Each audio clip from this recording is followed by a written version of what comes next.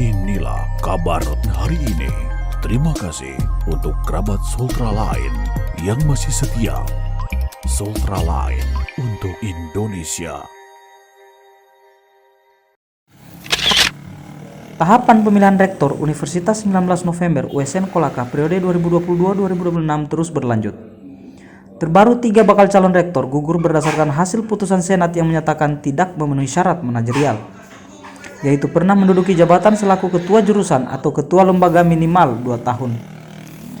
Hal itu diungkapkan langsung Ketua Panitia Pelaksana Pemilihan Rektor Yahyanto saat ditemui di ruang kerjanya, Selasa 19 April 2022. Menurutnya ketiga balon rektor yang gugur tersebut yaitu Profesor Dr. Haji Aris Badara, Dr. Amiruddin, dan Dr. Haja Siti Wardana Ahmad. Ketiganya merupakan dosen Universitas Haloleo, Kendari, Sulawesi Tenggara.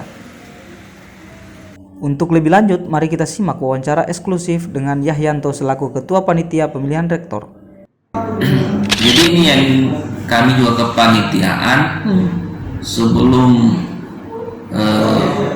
menyebarkan informasi tentang persyaratan itu kan kita sudah membuat persyaratan semua. Nah, tapi kita tidak tahu bakal calon ini apakah mereka melihat atau bagaimana, ya kan, tentang persyaratan itu. Nah, sehingga begitu berkasnya ada, maka kita tinggal menyerahkan saja ke senat, rapat senat USN. Dan ternyata nah itulah ada juga yang sekretaris jurusan, ternyata yang persyaratannya itu adalah sebagai ketua jurusan, ya. Nah, ada juga sebenarnya wakil dekan boleh, tetapi dia harus syaratnya manajerial 2 tahun. Nah, ada yang di PTN. Nah, yang kemarin juga ada juga manajerial sebagai ketua program studi pasca. Nah, tapi kita senat tidak mau menjadikan polemik bahwa yang kita kalau misalnya dia ketua jurusan atau yang setara atau dia ketua lembaga, maka itu yang kita masukkan. Tapi ini ketua program studi pasca di dalam OTK kita USN itu belum ada. Nah, sehingga anggota senat memberikan bahwa ini tidak masuk sebagai kriteria sebagai manajerial di bidang akademik, mungkin itu. Nah, berarti yang tiga-tiga ini semua dari umum? Iya, dari permasalahannya sama, manajerialnya? Persoalannya sama. Secara administrasi yang lain memenuhi, tapi memang di manajerial itu yang tidak terpenuhi. Setelah ada seperti itu, Pak, terus berkas-berkas mereka dikembalikan atau masih bisa lagi diperbaiki dan kembali lagi? Sebenarnya kalau berkas manajerial itu agak susah kita memperbaiki, gitu kan? Karena dia prosesnya adalah proses yang lama, gitu kan? Nah, karena kita sudah menginformasikan secara terbuka ke media, sampai saat ini belum ada bakal calon yang menghubungi di kepanitiaan tentang hal tersebut. Mungkin mereka sudah melihat di media, sehingga bakal calon misalnya mereka keberatan, dia bisa menyurat ke kami di kepanitiaan ataupun juga menyurat di kementerian tentang hal ini. Dan apapun dari hasil bakal calon tersebut keberatan, maka kami akan menanggapi. Karena sesuai dengan aturannya kita juga, maka kita sudah mencermati bahwa bakal calon tersebut tidak memenuhi syarat sesuai dengan ketentuan perundang-undangan yang berlaku. Oke, kembali kita mengulang kembali ketika 10 hari jangka waktu yang terpanjang. Nah, ketika betul-betul belum ada yang melamar begitu, akhirnya memasukkan berkasnya. Nah, yang betul-betul ini akan bisa terjadi dengan pemilihan hanya 2 atau 3? Nah,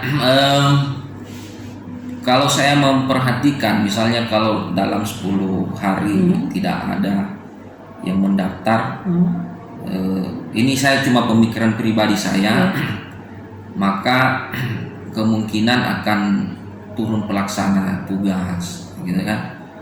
Jadi pelaksana tugas itu di dalam peraturan kementerian dia akan diberikan maksimal 1 tahun untuk pelaksana tugas tersebut. Nah, pelaksana tugas ini kita belum tahu apakah diturunkan dari pusat, ya, ataukah misalnya dari internal kita di USN.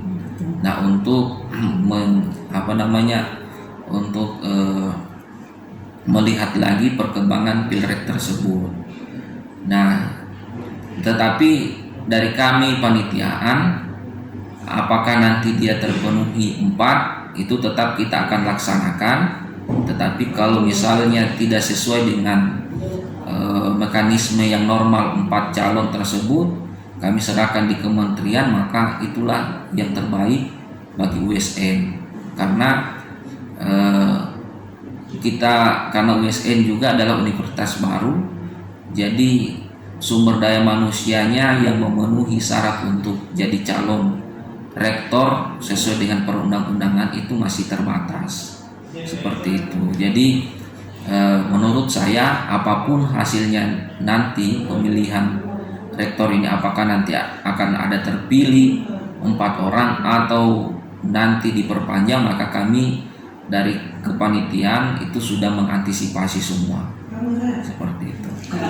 Dari saya, maka keinginannya kami bahwa nanti siapapun yang akan terpilih dari misalnya dalam perpanjangan ini nanti akan ada terpilih, maka kami menginginkan bakal calon dari USN itu, bakal calon rektor USN adalah orang yang mau untuk bekerja keras dan melanjutkan apa yang telah dibangun oleh rektor yang terdahulu, Pak Asari. Nah, sehingga memang tidak bisa juga Pak Rektor Asari ini dia melepas USN secara langsung seperti itu, tetapi mungkin ada komunikasi kepada rektor yang akan terpilih sehingga visi dari USN ke depan itu bisa terlaksana dengan baik. Demikian. Tetap ada komunikasi, tetap harus ada hubungan kerjasama sehingga USN itu tidak terlepas saja, karena Pak Rektor yang Pak Asari ini dia punya dia telah lama membangun USN sehingga dia juga marwah dari USN itu dapat gitu ya dari rektor yang akan terpilih, sehingga nanti komunikasinya bagus, sehingga USN dari yang luas ini 3 tempat tersebut dapat bersinergi antara rektor yang terpilih dengan rektor yang lama, sehingga pengembangan USN ini lebih maju lagi. Demikian. Luar biasa. Dari Jazirah Sulawesi Tenggara, jurnalis Sultra Line Sri mengabarkan untuk Anda.